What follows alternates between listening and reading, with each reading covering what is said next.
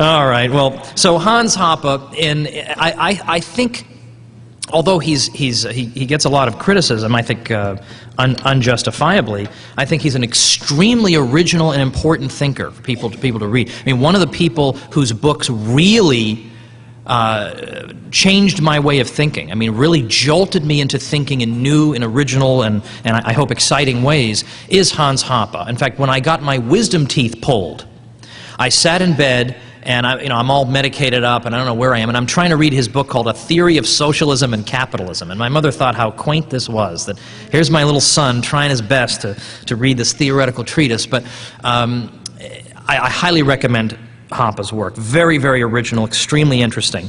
Well, one thing Hoppe tries to do, and this is probably one of the most controversial things he's done. I think he's done a lot of great stuff in economics, he's done great stuff in philosophy. Probably the most controversial thing he's tried to do is something called argumentation ethics.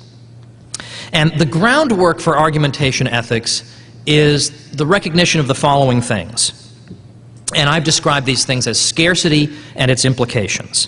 We're living in a world of scarce resources, in the sense that we do not have enough resources and resources would include labor power as well, for all of us simultaneously to pursue all the ends we may want to pursue. We are inevitably faced with scarcity. Because resources are scarce, they're not superabundant like air. Like, supposing we have clean air. Air is so superabundant, we don't argue about it. We don't allocate property rights to air in most cases. Because it's so superabundant, no one argues about it or cares. But most goods do not exist in superabundance. They're scarce. And because scarce resources exist, and because my exercise of a range of control over one thing precludes your simultaneous exercise of a range of control over that thing, the potential for conflict exists by virtue of the existence of scarcity. So if we want to live peacefully in society, given the possibility of conflict that scarcity introduces, we need a peaceful, objective, conflict-avoiding system of property ownership that would assign these scarce resources to some owner who can exercise a range of control over them. So peaceful, well, that's obvious. Again, if we're looking to avoid conflict, we need peace.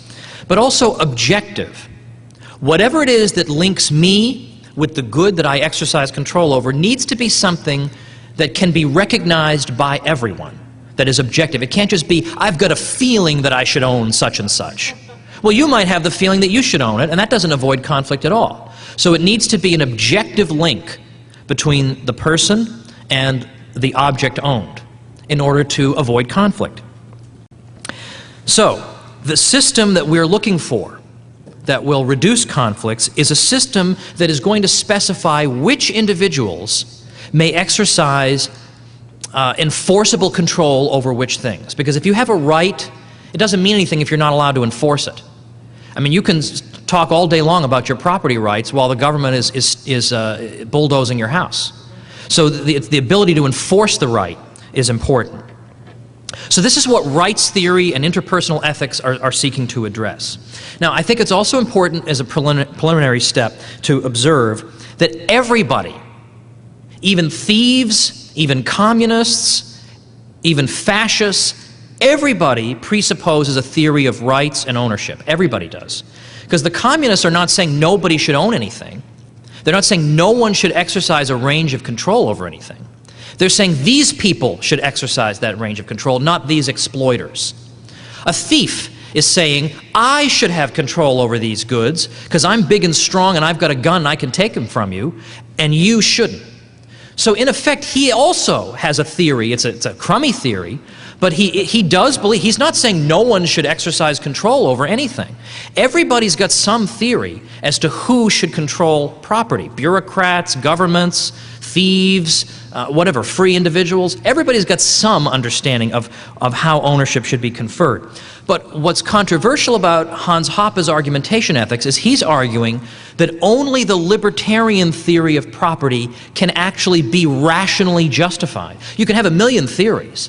This is the only one that can be rationally justified in an argument. Now, how does he come to this very sort of shocking conclusion? And by the way, by libertarian theory, of rights and ownership, all he means is the idea, really, that comes from Locke and perhaps purified by Rothbard, the idea that the owner of something is either the first user of the thing, as in the case of a previously unowned good, or the transferee of that good by means of gift or bequest or sale.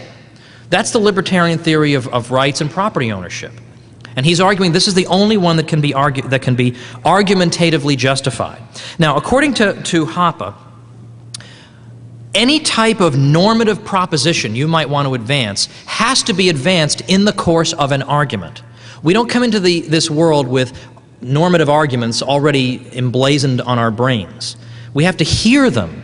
We have to come to understand them, and then using our reason, rationally come to accept them. So we have to engage in the practical activity. We're not disembodied ghosts. We are real human beings who need to learn things in the course of the give and take of discourse and argument. Now, therefore, Hoppe says that given how important argument is to reaching conclusions, particularly to reaching conclusions about how society should be organized and what rights there are and who can do what, well, if there are norms of argumentation that are presupposed by everyone who engages in argument, then it becomes logically impossible to argue against these norms and be consistent. And according to Hoppe, the only property assignment rules that can be consistently advanced in argumentation, such that you are not contradicting yourself, is the libertarian one. So, for instance, you can't argue that argument is impossible, because you're contradicting yourself, right? You're making an argument that you can't argue. Or you couldn't try to reason that reason doesn't exist. Well, you're using reason, right, in the very act of trying to do it. So you're contradicting yourself through your actions. So Hoppe, in effect, is going to say that you cannot, in a non-contradictory way, advance any competing theory of ownership titles. So let's examine this in a little bit more detail here. He says, I think I've covered this, the act of argumentation itself takes certain norms for granted. To argue coherently, one cannot deny the very norms that are presupposed by the participants as being true. So really what Hoppe is saying is that, Hans Hoppe, I'm a libertarian, but really so are you. You just don't realize it. That every time we engage in argument, we're temporarily all being libertarians. Because what we're engaged in is a peaceful attempt to persuade someone of a proposition. It's not an attempt to persuade them by saying, look, I'm going to argue with you for a little while, but if you don't accept what I'm saying, then I'm going to clock you over the head. Well, that's not argumentation by definition. That's a threat. Argumentation is a peaceful, conflict-avoiding way of reaching conclusions.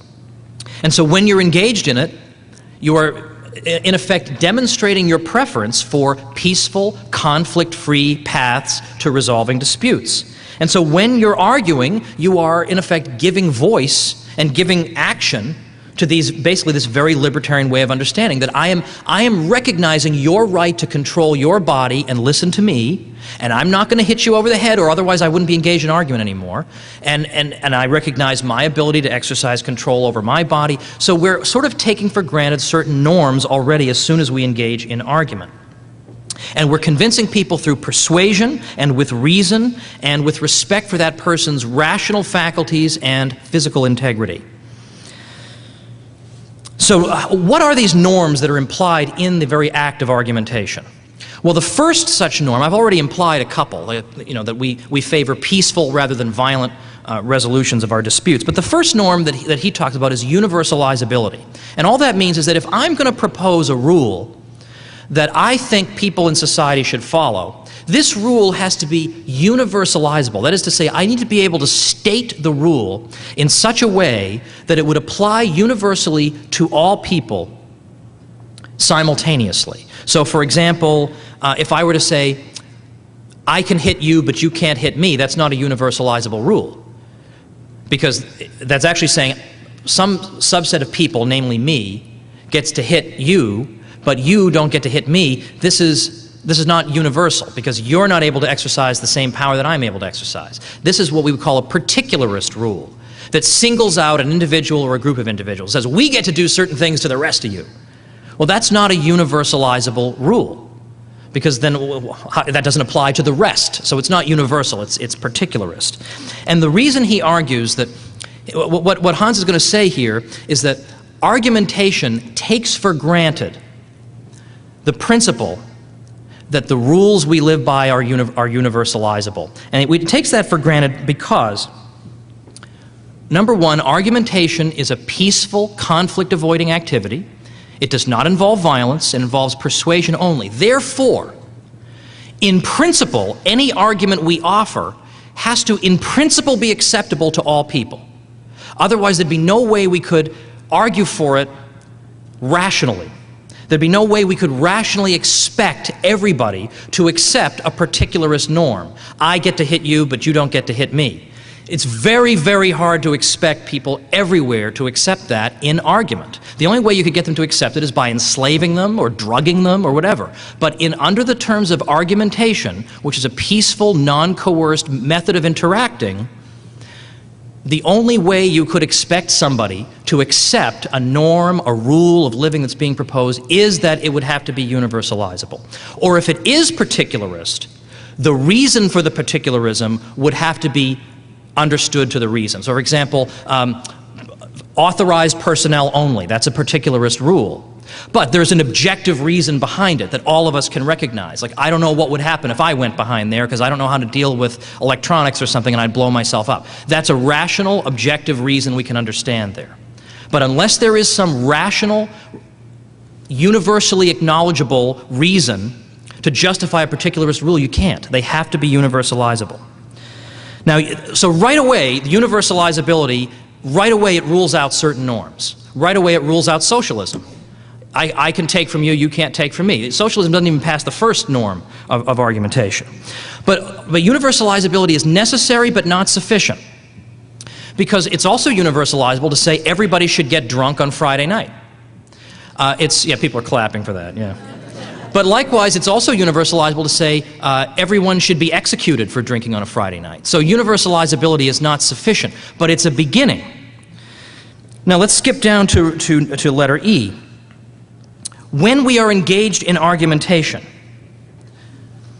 we are acknowledging that we value the ability to use things. First of all, I value the ability to use my own body to engage in the argumentation. I value the ability to use the things that keep me alive, that make it possible for me to be standing here making this argument. Right away, we automatically acknowledge that we value the ability to use things. What the norms of argumentation in turn do is that they presuppose a certain way of assigning rights to the use of these things. So, argumentation, in other words, is a kind of filter. The norms we take for granted when we engage in argumentation filter out certain types of norms right off the bat. So they rule out a norm like, no one may ever use any scarce resources. That's contradicted in the very act of arguing it, because you're using the scarce resources of your vocal cords, your body, the food that keeps you alive, the standing room where you're standing. Those are all scarce resources. So you can't, in a non-contradictory way, make that argument. So a norm like that is ruled out by the very norms of argumentation itself. You could say there's a logical factor that's ruled out by argumentation. Contradictions. Trying to argue for a contradiction is ruled out by the norms of argumentation. Because argumentation takes for granted that in a peaceful way you can expect to persuade the whole world, at least in principle. There's no way you can persuade the whole world of a contradiction, because contradictions are untrue. But argumentation also rules out particularistic norms. I can hit you, you can't hit me. Again, the world could not be expected to accept this in argument. So, given again that argumentation is a peaceful, conflict-avoiding way of dealing with disagreements, this now leads us to the last part, F, which is libertarian property rights. According to Hoppe, only libertarianism, the libertarian first user, I'm the first one who's mixed my labor with this unowned resource, and then I can transfer it to subsequent owners. Only this norm can be argumentatively justified in discourse, because first, it is an objective link. It's not just I feel like I should own this. This is a link that we can all see. We can all see you mixed your labor with this. Or we can see the receipt you have when you purchase it from the original person who mixed his labor with it. This is an objective link that is available universally for observation by the whole world, and therefore is one of the first steps in facilitating peaceful social interaction. Secondly, the rule is universalizable because it applies to any conceivable property owner. If he's the first user, then he has the claim. Or if he is the transferee of the first user, then he has the claim. We're not saying only redheads can be owners. This is a universalizable rule, so it satisfies the universalizability requirement. And finally, it's conflict avoiding because everyone can see the objective link linking the owner to the property. It is perceivable to the senses and to the reason. If you were to attempt to assign property titles on any other grounds, let's say we use verbal declaration, so anybody who says property belongs to him is the owner. Would that be conflict avoiding? Would that be in conformity with the norms taken for granted and presupposed in argumentation? Of course it wouldn't be conflict avoiding. Because anybody could just say, oh, I own that property, and then somebody else could say, no, I do. How do we resolve that? And then a third person comes along and uses verbal declaration to say he owns it. So that's not conflict avoiding. Or brute force. So again, that's automatically ruled out. Or how about saying that the third, fourth, and fifth users are really the owners? So then the first user can't even do anything. He's got to sit there and starve until the third or fourth owner shows up? Again, that would make argumentation impossible because we'd all be dead. So all these factors that we see as norms implied in argumentation or presupposed by the arguers then become filters to filter out competing norms for society, such that what we are left with is the libertarian norm of first user private property rights. Now that's probably the shortest space in which this has been explained, and it doesn't answer every conceivable question you might have about it, but it is nevertheless, I think, a very intriguing account here, and it's pointing in the same direction as the other natural rights approaches, but it comes at it from a different angle. In fact, when Murray Rothbard first heard Hoppe's argumentation ethics, he said, this is a sweeping and intellectually very exciting new approach to the study of individual rights. He said, it makes my own natural rights approach seem positively wimpy by comparison. So it's quite interesting. It's not accepted by everybody, but I think it's intriguing and worth looking at. Well, now